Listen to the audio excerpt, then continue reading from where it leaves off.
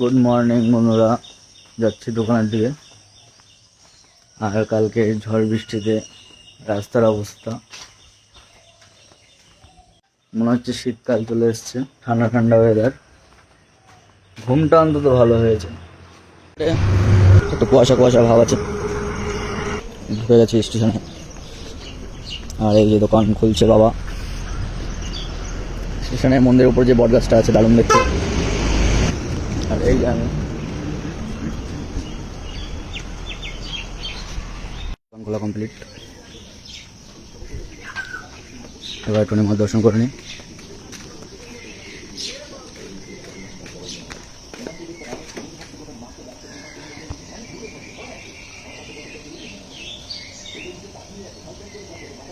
জয় মাতারা।